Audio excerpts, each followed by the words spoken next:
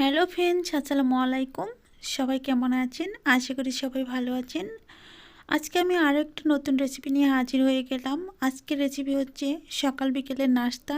এই নাস্তা রেসিপিটি যদি আপনারা বাড়িতে একবার ট্রাই করে খান, অবশ্যই বুঝতে পারবেন আজকের রেসিপিটি কতটি লোভনীয় হয়েছে। তো চলুন আমরা মূল রান্নার দিকে চলে যাচ্ছি। তো ভিডিওটি টেনে টেনে দেখবেন না, তাহলে কিন্তু বুঝতে পারবেন না। সাথে থাকবেন প্লিজ।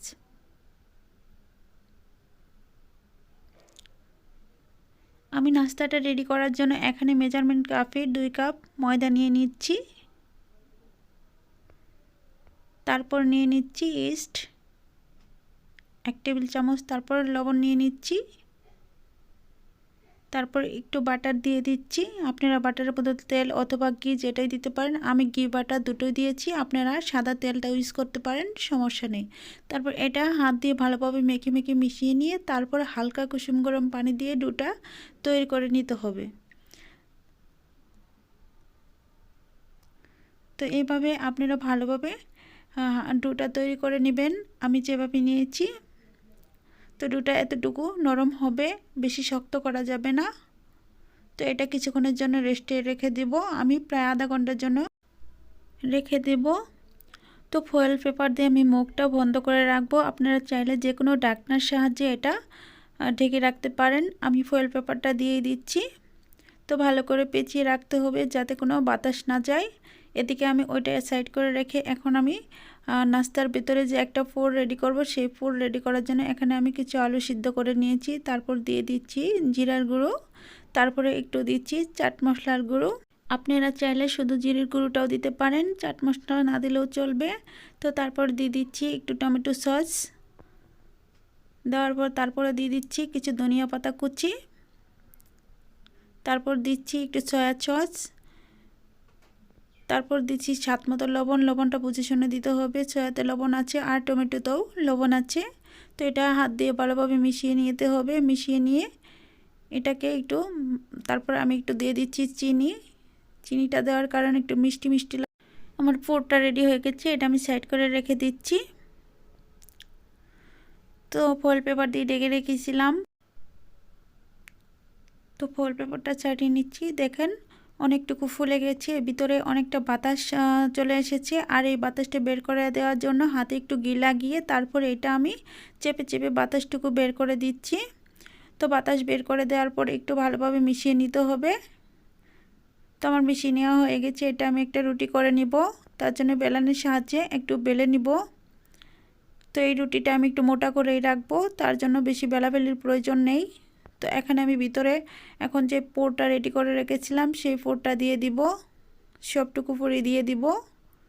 দেওয়ার পর এখানে আমি একটা ডিম সিদ্ধ করে কুচি করে নিয়েছিলাম, ডিমটাও দিয়ে দিচ্ছি। তারপরে কিছু চিজ দিয়ে দিচ্ছি উপরে, একদম মিহি করে কেটে নিয়েছি চিজগুলো। তারপরে একটু বাটার দিয়ে দিচ্ছি।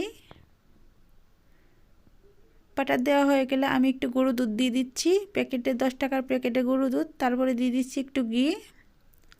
সবগুলো দেওয়া হয়ে গেলে নিচ থেকে রুটিটা একটু পেঁচিয়ে পেঁচিয়ে উপরে মুখটা বন্ধ করে দিতে হবে। তো এভাবে বন্ধ করে দিবেন।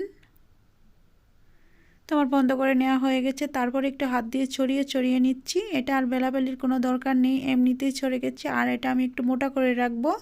তো উপরে একটু ময়দা দিয়ে দিচ্ছি যাতে করে পিঁড়িতে লেগে না যায়। তো এটা 10 মিনিটের জন্য রেস্টে রেখে দিয়ে তারপর আমি চলে যাচ্ছি।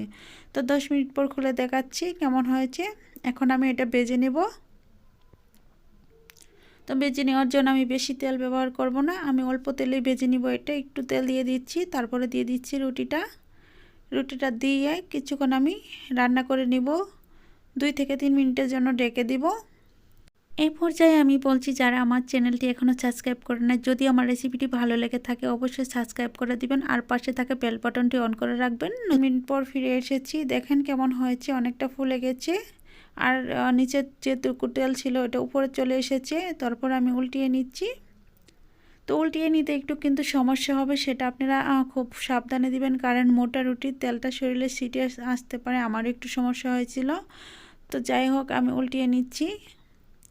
তো ভাজাটা হয়ে গেছে প্রায়, এখন আমি এটা নামিয়ে নিব, নামিয়ে সার্ভ করে দেখাবো। তার আগে আরেকবার উল্টিয়ে দেখাচ্ছি কীভাবে আমি প্রথমবার উল্টাচ্ছিলাম।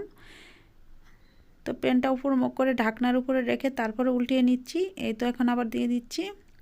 তো উল্টিয়ে নেওয়া হয়ে গেছে। এখন আমি আপনাদের সার্ভ করে দেখাচ্ছি কেমন হয়েছে। আমি আবার বলছি, প্লিজ যদি রেসিপিটি ভালো লাগে সাবস্ক্রাইব করে দিবেন। তো রুটিটা নামিয়ে নিয়েছি। এখন আমি একটু কেটে দেখাবো ভিতরে কেমন হয়েছে। একদম এই নাস্তাটা যদি আপনারা বাচ্চাদের অথবা মুরব্বীদের যাদেরই তৈরি করে দেন না কেন, খেয়ে অবশ্যই মজা পাবে। অনেক সুস্বাদু একটা নাস্তা, যে কেউ পছন্দ করবে। এই নাস্তাটা খুব চটপট বানিয়ে নিতে পারবেন অল্প সময়ে, বেশি সময়েরও প্রয়োজন নেই। একদম মুচমুচে একটা নাস্তা হয়েছে। তো আজকে এই পর্যন্তই। ভালো থাকবেন, সুস্থ থাকবেন এই বলে বিদায় নিচ্ছি। খোদা হাফেজ।